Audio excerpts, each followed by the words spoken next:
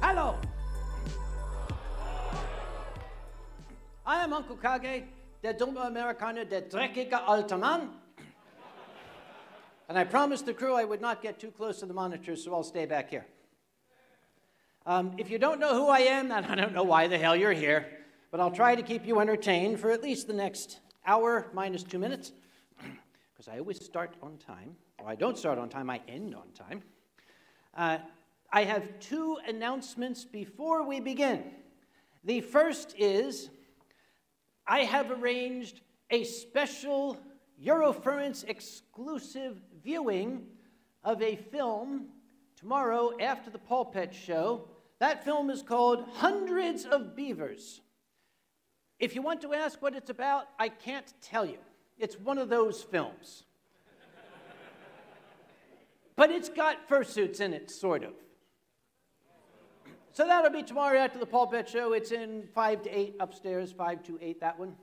So if you want to have some fun, oh, you have to drink while you're watching it. Trust me, you'll need it. The second announcement, and I'm doing this just to piss off the cameraman back there. The second announcement is a little conversation that I had with the manager of the cocktail bar outside, a Kleine Aufsicht. Herr Kleine Aufsicht said that if by tomorrow, Saturday, we drink the bar dry, he will donate $1,000 to this year's charity.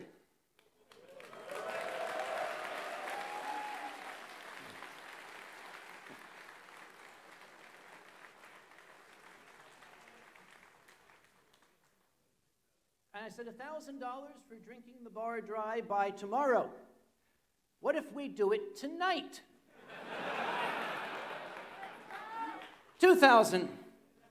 Sorry, euros. I said dollars. He will donate 2,000 euros, but then he said, but you can't do that.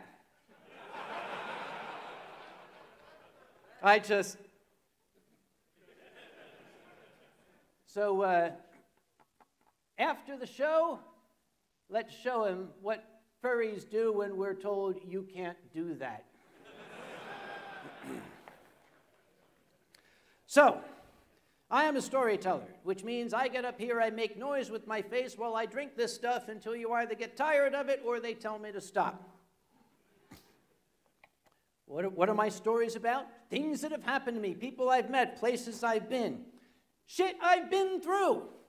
Have you heard the expression, shit happens? That's me. I came up with that because the shit happens to me. I live in a condominium. It's like an apartment, set of apartment flats, but you own the unit. You don't rent it. I had a very, very kind, older couple that were living downstairs from me, underneath my flat. And the lady called me one day and said, "Are you having any trouble with your electricity?" And I said, no trouble with the electricity. I'll still...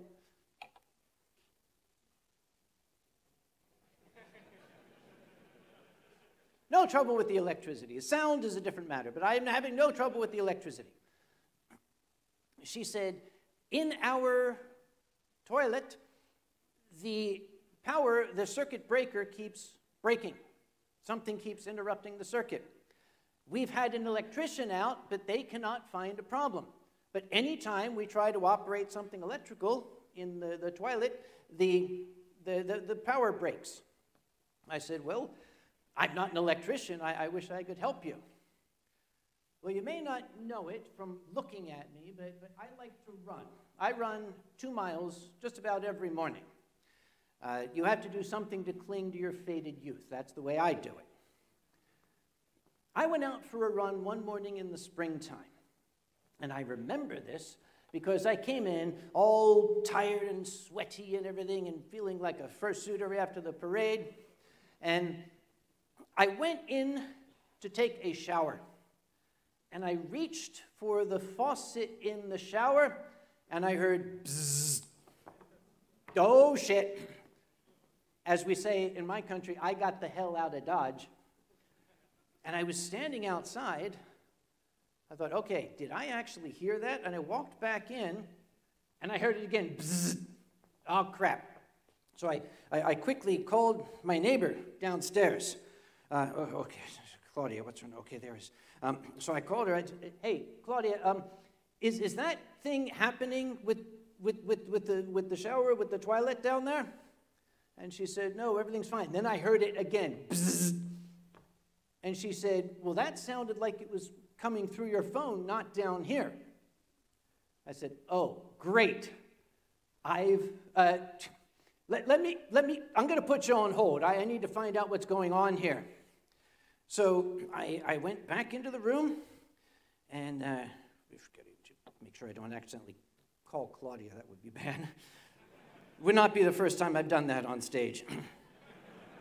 So I went back in, listen, and there it was again. Bzzz. So I started feeling the walls around the outlets. Are they hot?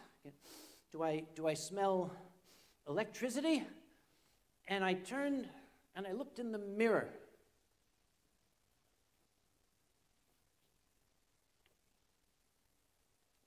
Hey, Claudia, it's okay. I found the problem. You don't have anything to worry about. Just trust me, it's okay.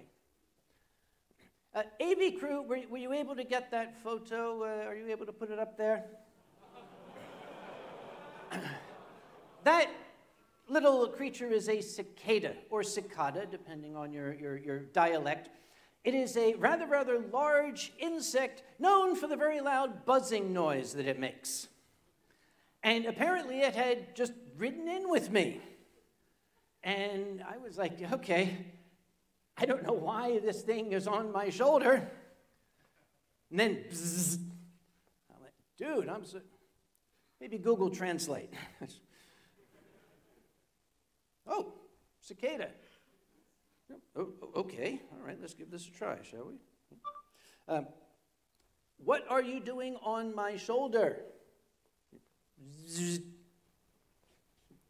Aren't you my Uber?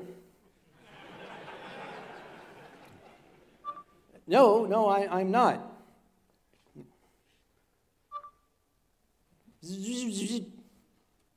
Old white guy in a t-shirt. Yeah, there's a lot of us look like that, honestly. I'll take you outside, okay? How about that? So I went outside. I said, okay, time for you to buzz off. Get it? Boop. And he went, oh, 5 stars. Thank you very much for that. So that's the kind of shit that happens to me. And then there's other kind of shit, like this. All weekend long, people have been asking me about this, and this is the answer I've given. But I promised I would tell, so I will. I spent weeks trying to think of a good story. But I couldn't think of anything that really was better than the truth, which is usually the best policy for a storyteller. So now I will tell you, don't ever get old. I was taking off my sock and broke my finger doing it.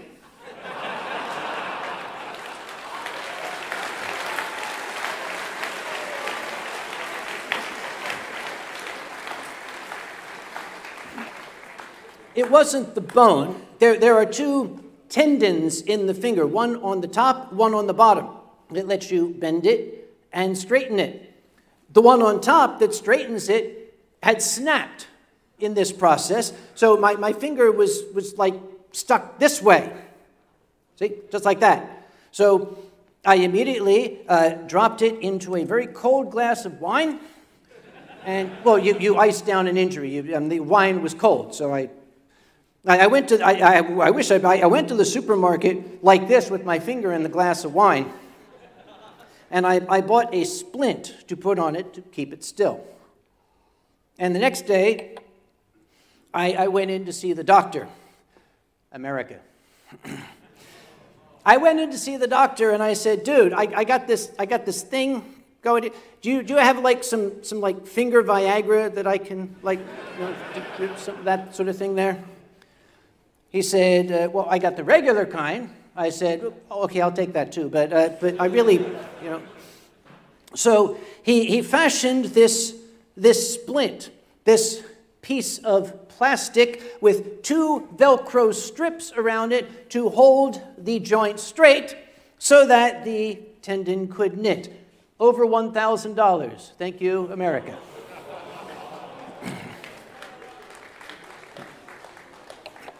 I wore the damn thing for 2 months.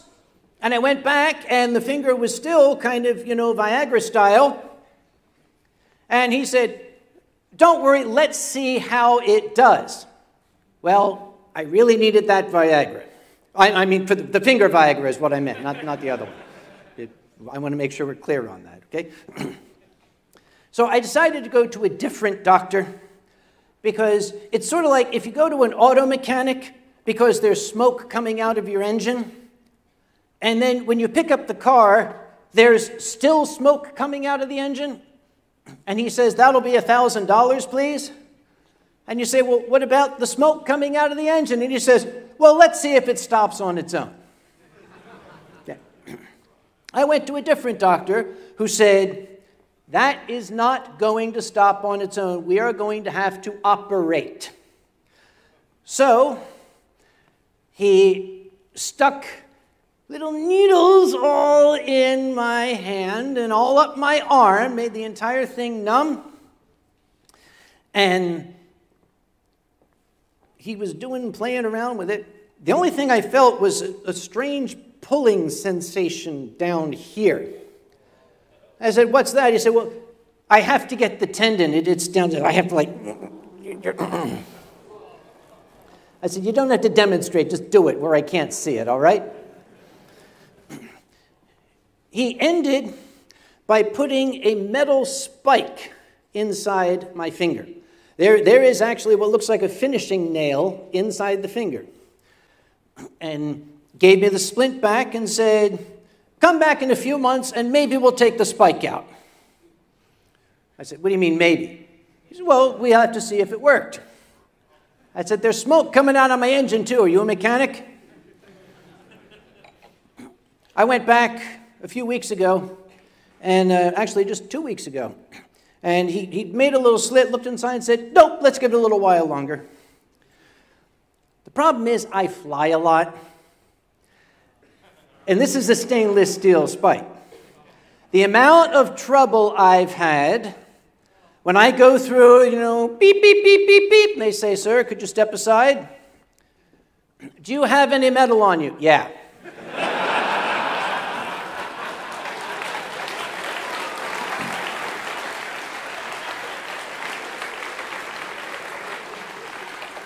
I've had my bag searched. I've been patted down. They don't like that for some reason. Immediately after the surgery, when that anesthetic wore off, if you have a metal spike in your finger, your body lets you know. It was very uncomfortable.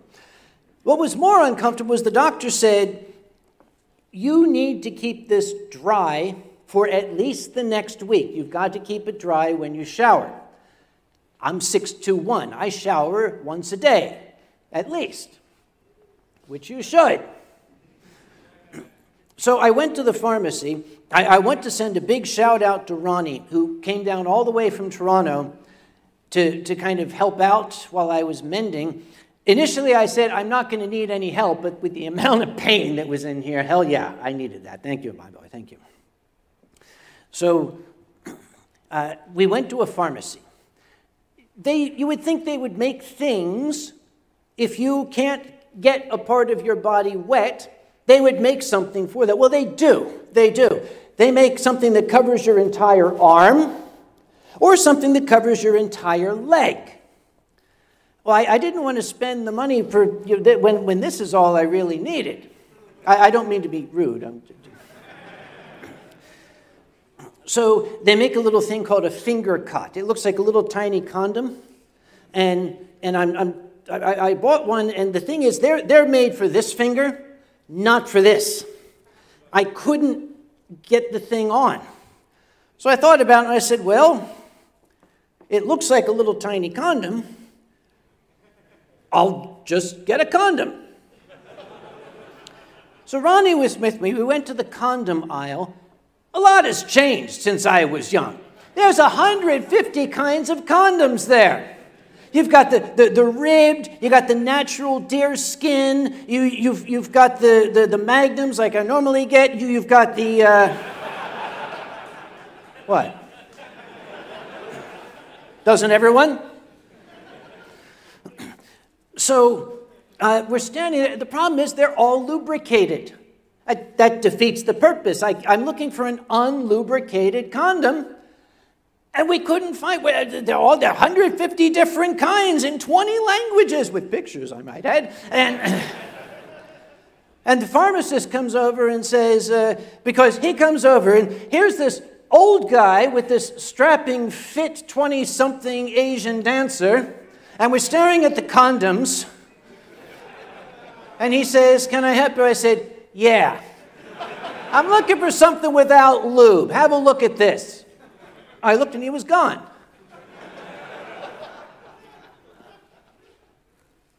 We went to 2 other pharmacies. We found condoms. I still don't, these things had like electronic chips in them. I don't want to know why, but you can get them, but they have lube. Getting excited. Okay, to hell with this. We're going to go to Amazon. You can get anything in the world on Amazon.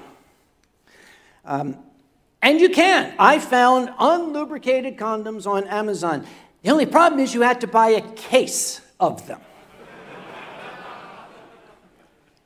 Okay, what you got to do, you got to do. So I bought the entire case of unlubricated condoms. I mentioned I live in a condominium, right? You know how Amazon usually sends stuff in the box with a smiley face on it? Unless it's a case, in which case they'll just put a label on it with your name and send it on out the door.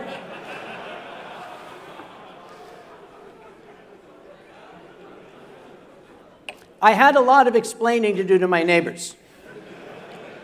And I had to explain to my cleaning lady why there was a sign on the inside of the bedroom door that says, remove condom before going to work.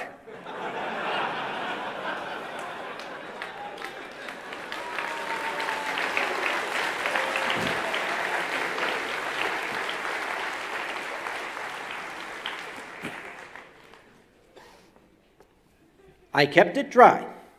And the thing is, I'm a scientist, and scientists can get a little obsessive compulsive.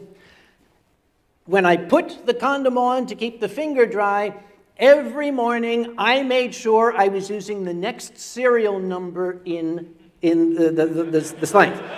You know, okay, if I'm starting with serial number ending in 03, the next day it has to be serial number ending in 04. You know where they put the serial number, right? No? I guess you never unrolled it that far. Okay, never mind. That's an old joke. That goes back to my day. So, yeah, that's why this is on here. I cannot bend the finger. I probably could, but then I'd be reminded there's a metal spike in it and you'd hear about it. I was just telling somebody, in fact, a story that goes back to when Eurofurence was in Nürnberg. It was a youth hostel that was there, and the shower was designed to save water.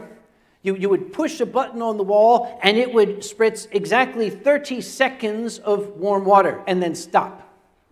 You would have to push it again to get another 30 seconds of warm water, and then it would stop. If you push it a third time, you get another 30 seconds, but it's not warm. One thing that I've learned from Germany is that you guys have 2 water sources. One is a pipe that goes directly to the Arctic Circle, and the other goes to the molten core of the Earth. You know what I'm talking about. If memory serves, I do believe it was my old friend BBF that told me, he was sharing a room with somebody on the opposite side of the castle. And they were woken up. And the roommate sat up, bolt upright in bed, and said, "What was that?" And BBF said, "I don't know, but it's English and loud. I think it's Kage."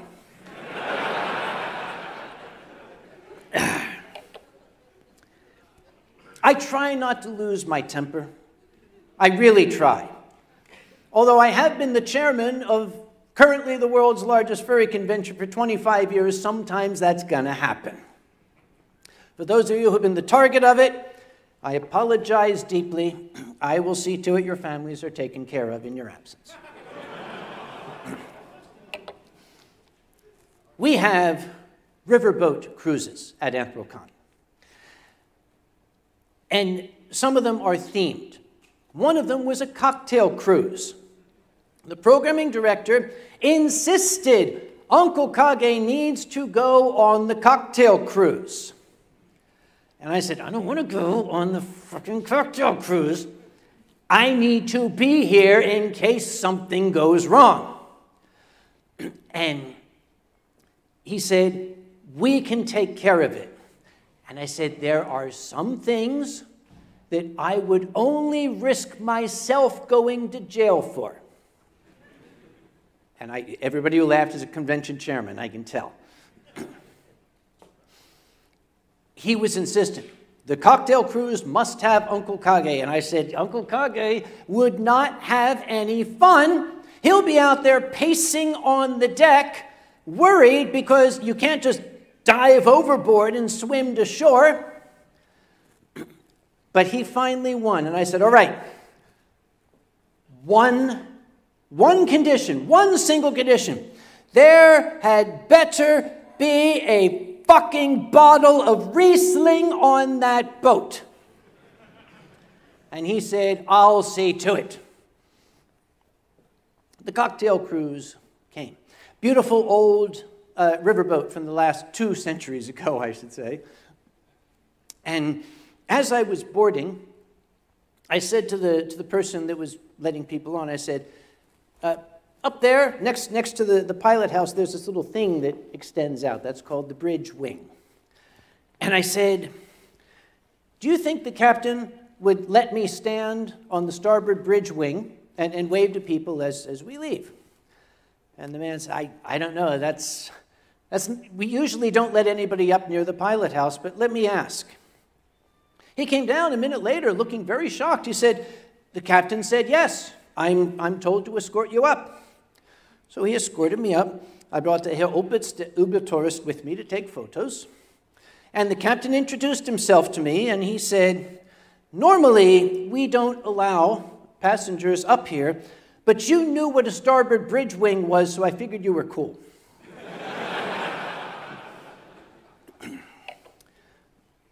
The boat pulled away from the dock. All the furries were waving. Everybody was happy.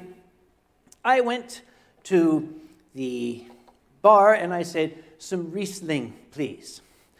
And the lady poured it. And I went back to my good friends and I said, "Cheers." And I said, And everybody who knew me did this. I said, "The fuck is this?" And I went back to the lady and I said, "The fuck is this?" She said, "That's Sauvignon Blanc."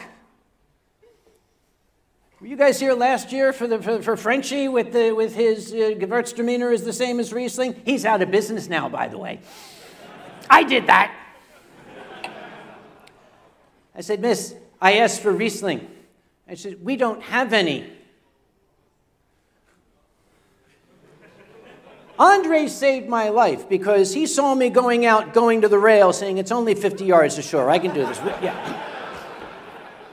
He pulled me back on, kept me calm as this kind of calm.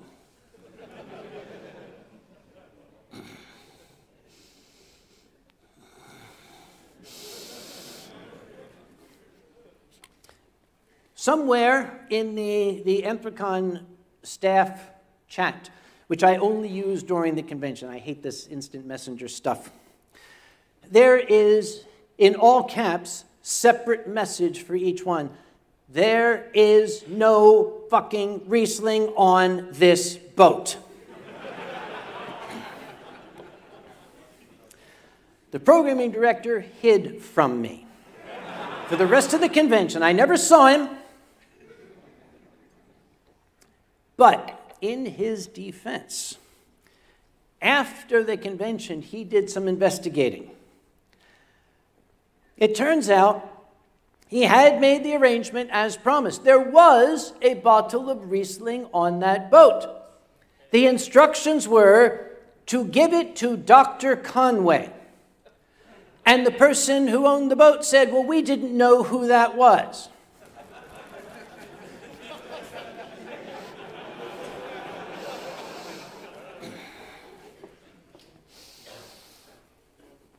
I didn't like that boat anyway.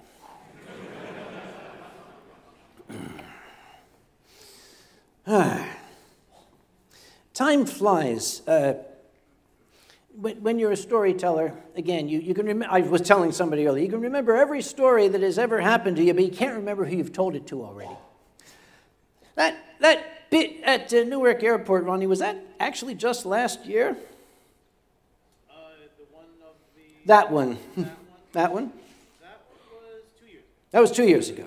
All right. Did I tell that one here? Yeah. All right. So I'll tell you about a friend of mine.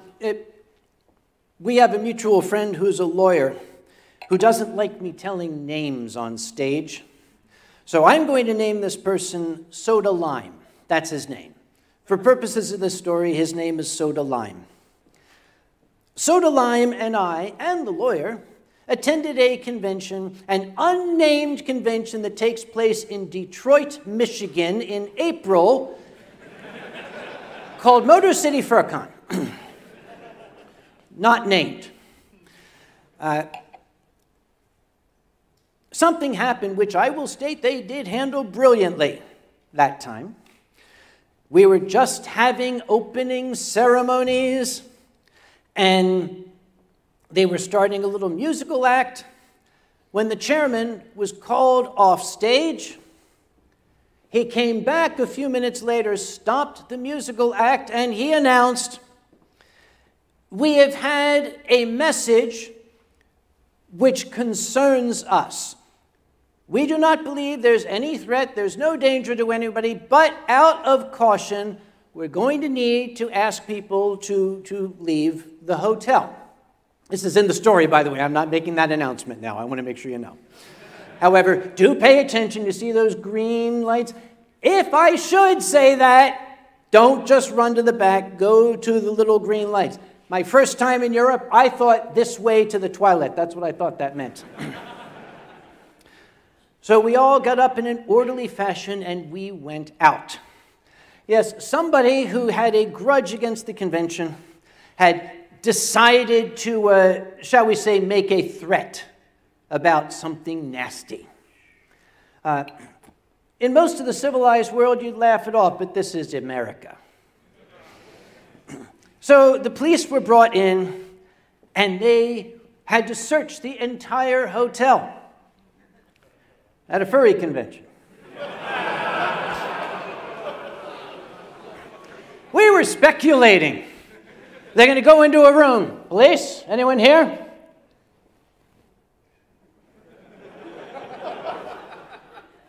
What the fuck is that? Oh, that's a fursuit, officer. What do you do with it? Oh, you see, well, you put it on and pretend to be a raccoon. Uh-huh.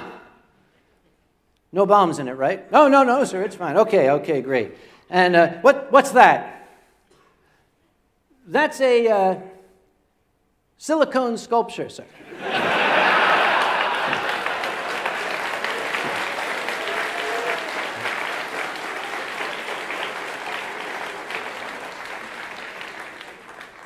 Silicone sculpture? Yes, sir. And you bought that here? Yes, we did, sir. Could I buy one? It's a thing with American cops. I think they go around like this all the time. You can tell a cop in America he's shopping at Kmart. Let's see. What we got here? Let's see. Ribbed, Magnum, nothing non-lubricated.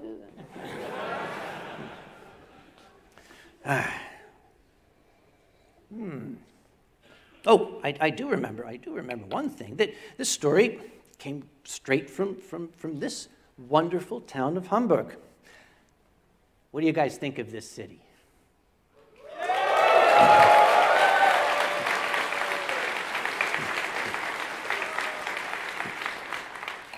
I don't want to say that Berlin can suck it. I don't want to say that, so I won't. You said it, I didn't. There's a street down there that has a bunch of very, very nice restaurants on it. You probably have visited. If you haven't, you should. It's really grand. And I went with Ronnie was there, Oma Kage was there, and some friends. We all went to this Brazilian restaurant. And when you first go in, the main restaurant is ahead of you, but off to the side, there's a little sort of semi-private dining room off to the side here. They put us in there because I think by then we were 9 or 10 people. So we sat down, and of course, they brought me wine. Now, one thing I can't resist. I like to do this shit when I have my wine glass, you know? Yeah, it's just... I can't help myself. I did that in the restaurant, and around the corner I heard, Kage! Still don't know who it was.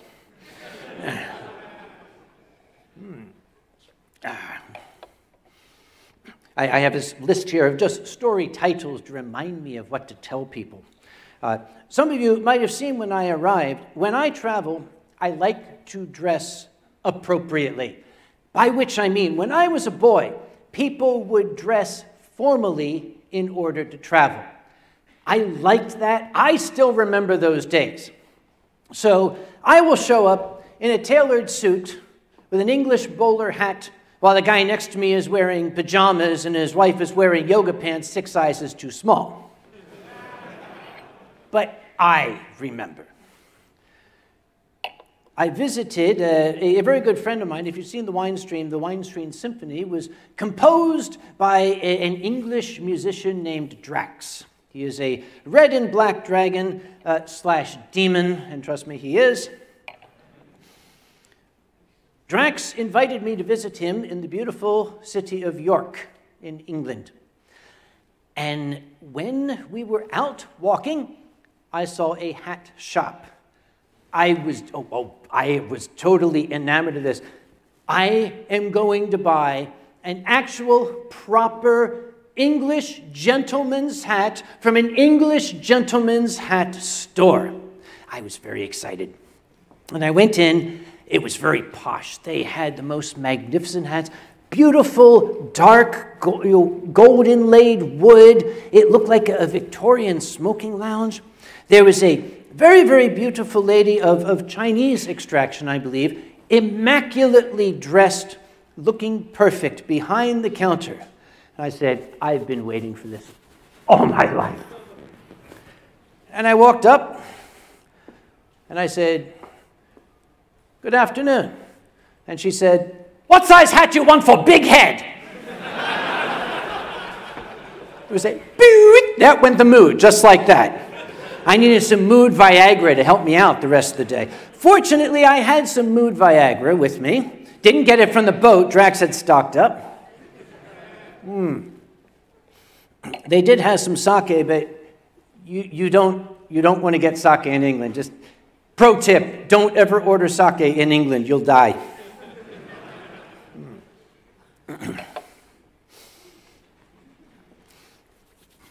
One of the fun things about being the guy that shit happens to is that sometimes really good shit happens.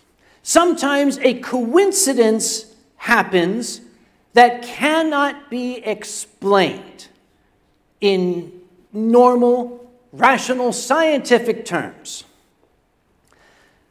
I attended JMOF and Ronnie, who often travels with me because we have similar tastes, except in some things which we'll cover in a moment, we spent a day and a night in Tokyo before going to Jamoff. Jamoff is in a town in central Japan where there is a sake brewery that makes a special vintage of sake just for the convention. That's my kind of place. But before that, we spent the day in Tokyo. Boy, Tokyo is nice. Let's look at this amazing architecture and, oh, here is a historical, whatever they, no. Ronnie wanted to go to the Nintendo store, the Pokemon store, the gaming, this and that store, the Donkey Kong store, I don't know what the hell. He's running from one, otaku store to another, dragging me along. Something that I could not help noticing. He would run in and I'd say, I'll wait out here. I'll be fine. I don't want to contribute to the crowd in there. So I'd go in and I'd sit down and I would notice there was always 7 or 8 men my age, all sitting out there like this. And we would all pass the same sort of meaningful glance.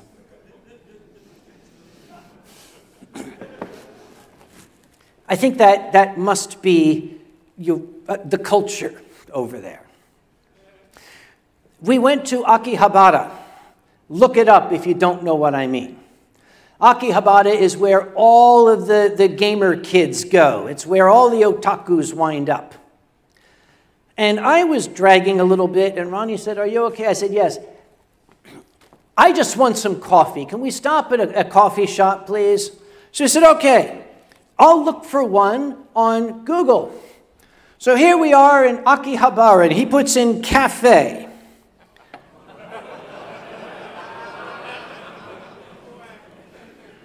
The first one we went to, for some reason, had an 8-hour waiting list.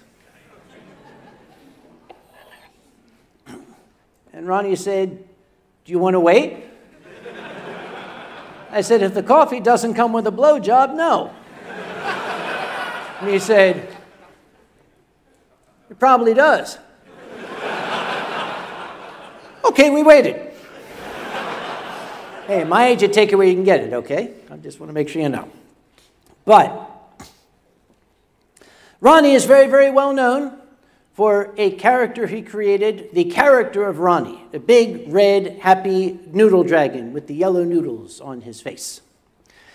We went by a Disney store, and in a big display in front were dozens of Winnie the Pooh plushies, all wearing Ronnie fursuits.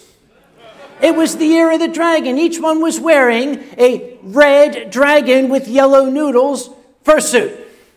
We had to buy one. We not only had to buy one, but after we left, after waiting in line, and me sitting outside with all the old guys, he sent a picture to his sister and she says, "I want one too." I think we want like 7 or 8 of them or something like that. And I noticed he's showing the picture to Night Fox. Yes, I have photographic evidence that this actually happened. I do like Tokyo. I'd only visited Tokyo once before. And that was a 2-part trip. Now, if I've told this story before, I'm sorry. I happen to like it. And I'm getting down to the bottom of the 2nd bottle of wine. So I can tell what I want. And I'm also keeping an eye on the time, yes. I visited Tokyo about 15 years ago, I think. Not only was it going to be my first trip to Tokyo, and I would see all the cool things, but some years before that, for my birthday, a friend, a proper American friend who likes to go to gun shows and things like that, had bought me a present, knowing my interest in the history of the middle part of the 20th century. He had picked up at this, when I say American gun show, the thought in your mind, that's exactly what they're like. He had bought from a man a shadow box with things in it. They were interesting historical relics in their own, but these were things that had been taken from the body of a dead Japanese soldier on Okinawa in 1945. And from a historic standpoint, how cool. But I could not display this. It made me uncomfortable. I kept it in my closet for a number of years until this trip to Tokyo. I took those things carefully out of the shadow box and brought them with me. Because in Tokyo there is a shrine called the Yasukuni Jinja, a shrine to Japanese war dead. And I took these things there and I asked to speak to the head monk. I was expecting a guy in like the orange Buddhist robes with the bald head, and then this guy in a business suit comes out with a Rolex watch. Very good English, said, yes, I'm the head monk here. I said, okay, great, whatever. And I showed him these things, and I told him the story. And he's looking at me, yes, he said, this has a family name on it. We can actually track down the family with what is here. And he said, so what do you want to do with it? I said, well, I want to give it to you. And he said, well, that's very, very nice of you. I said, well, I don't know what this kid went through. The least I can do is take him home.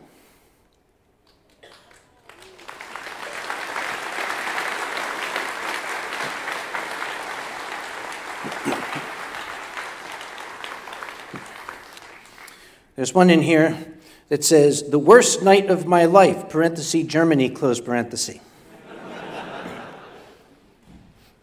The problem with this story is, by all rights, I should not remember it. But I do, because of the next day. First off, I blame that one. That's Night Fox. He's the one that made this happen. They invited me to have some drinks. Okay, great. But they didn't stop me. And I wasn't just drinking wine. Normally I stick to wine, but this was good shit. Gute Scheiße, I think you call it. By the end of the night, I thought that it would be a good idea to take a large glass about twice this size and fill it with equal parts red wine, Jägermeister, and absinthe.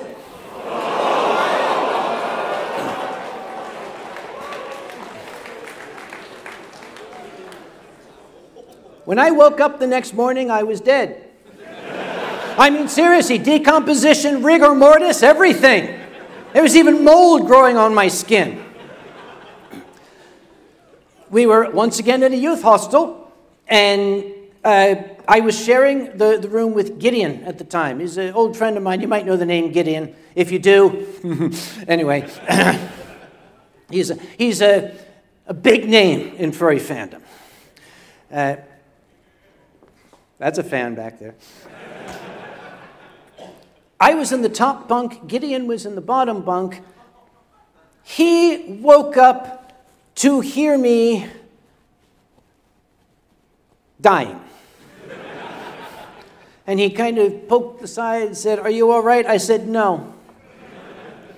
At some time last night, I must have rolled out of the bunk and landed on my head on the concrete floor, and I fractured my skull.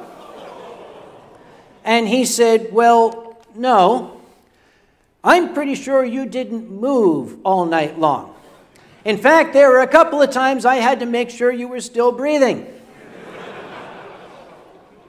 I slid my legs down to the floor, and I don't know if you've been in that circumstance where not only is your brain trying to claw its way through the skull, but your stomach thinks it can still help by getting rid of anything that might be lingering. And you start doing this, It's like,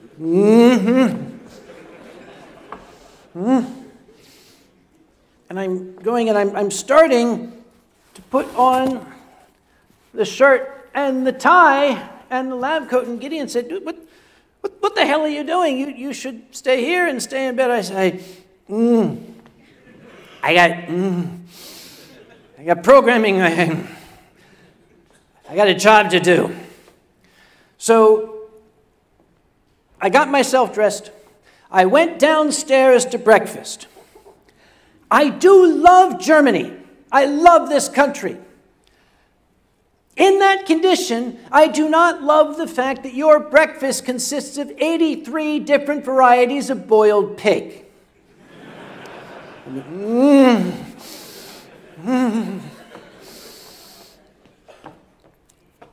Maybe I'll just have some coffee. So I went and I said,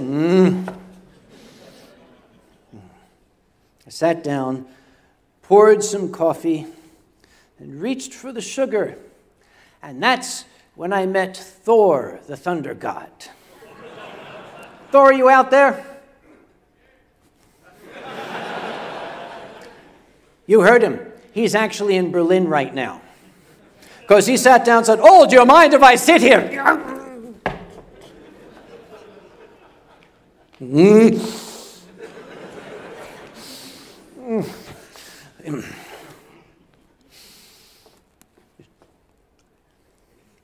And I reached for the sugar. And I started to pour the sugar. And Thor, being very friendly, decided to make conversation. "Oh, you know, there are places in Denmark we put salt in coffee."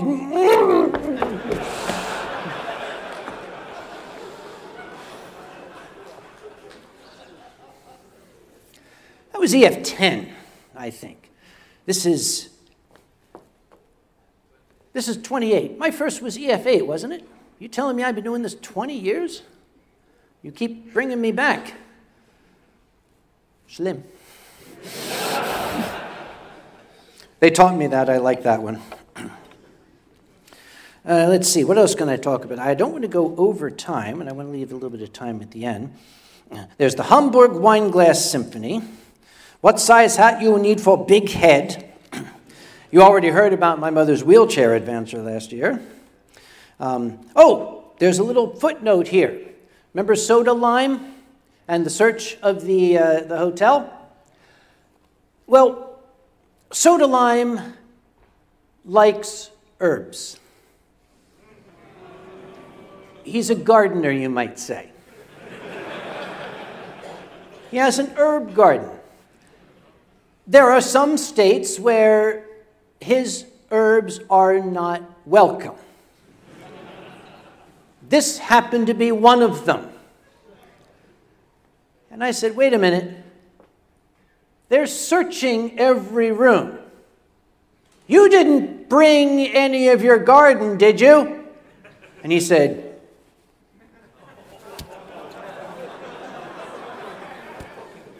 I said, "How much?" And he said, I said, "Soda Lime, look at me, focus. How much?" And he said, "All of it."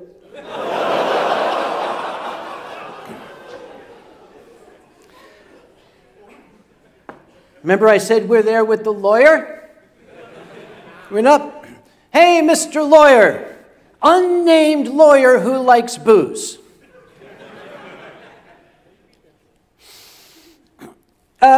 Soda Lime brought his entire garden with him. The entire child's garden of grass is in that room. If they're searching for one item, but find another item, are they allowed to, like beat him up and drag him out in handcuffs? And the lawyer said,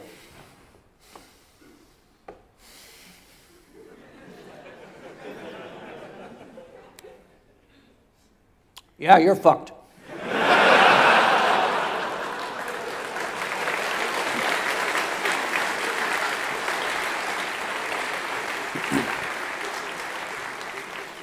Fortunately, I think the police were a little too distracted by what they found. They probably saw Soda Lime's garden and said, hell with it.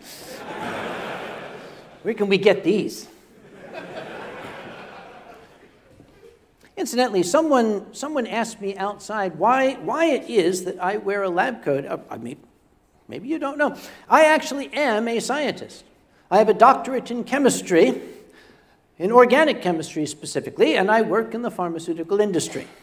I started wearing the lab coat to my first furry convention in 1992. Go ahead and say it. I wasn't even born. Yeah, fuck you. Thank you very much. Thank you. So I've simply worn it ever since. The details of this story from a scientific standpoint are neither relevant nor am I allowed to divulge them, but let's just say some weird shit was happening with some of our products at a chemical level. They, in great terror, because this is hundreds of millions of dollars worth of stuff on the line, they gave me the project. I did some chemistry, and I found out what the problem was and told them how to fix it. So yay me. A little while after that, my boss said, we're having a departmental meeting tomorrow. I would like you to present what you found to the entire department. I said, why, thank you very much. Yeah, that sounds great. Well, the only thing worse than giving a scientist a microphone and a glass of wine is giving him a PowerPoint projector. So I went home and I started working on my presentation. And I had it all finished. And I woke up the next morning, got my shot, made sure to shave, put my best tie on. But then a thought hit me. Wait a minute.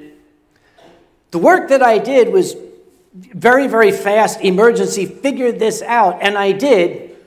That work didn't actually undergo any kind of review. I am pretty sure I'm right. Pretty sure. I started to get very, very, very shaky. What if I made a mistake? What if there's, because I'm going to be showing this to my colleagues. What if they look at it and they say, wait a minute, that's not right? And you know that feeling like there's a cat trying to get out of you? You know that one? I felt that. I opened up my computer. I was going through every single slide, looking at the figures, looking at the equations, doing the calculations by hand with an abacus just to be sure. Everything seemed all right. So I got to work. The presentation was at 9 a.m. And I went in and I'm standing up there. I'm a performer. Never let them see you sweat. That's the first thing they teach you. And the whole department came in. And I'm up there trying not to pace, and I keep thinking, okay, on slide 4, there's one figure that there's okay, I'm second guessing myself. Is that correct? I took my hand away from my face in time to see the president of the company come in and sit down in the back. I had to fight to keep my voice level. You're a scientist, you're a professional, you've been doing this for 35 years, you know what you're doing.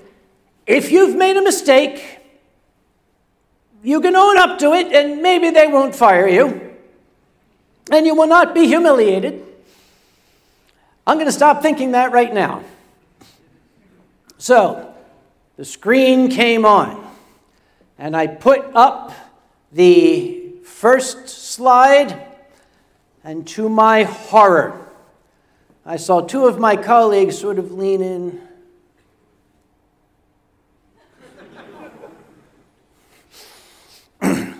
Keep moving, keep moving. Here's the summary. Okay, here's the problem. Here's where I identified the problem. And I saw my boss do the glasses thing. You don't want to see the glasses. This is the glasses thing in science.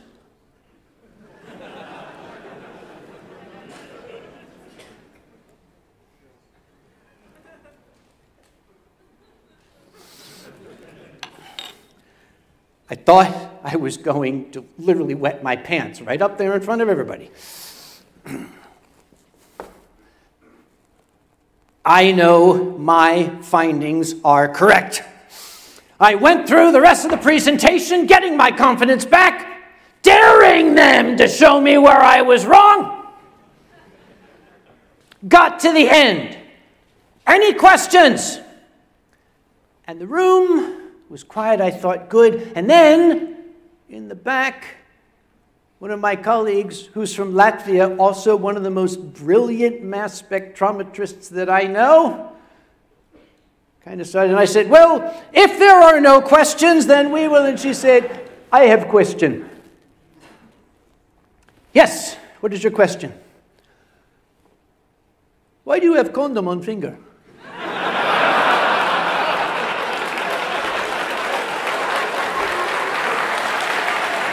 You guys are swell. I love you. Thank you very much.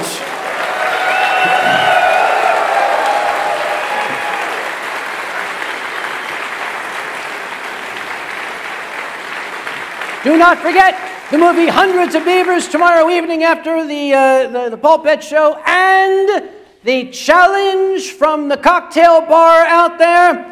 If we clear them out of liquor by tomorrow night, $1,000 to the charity. If we do it by tonight, $2,000 to the charity. They don't think we can do it. Let's do it.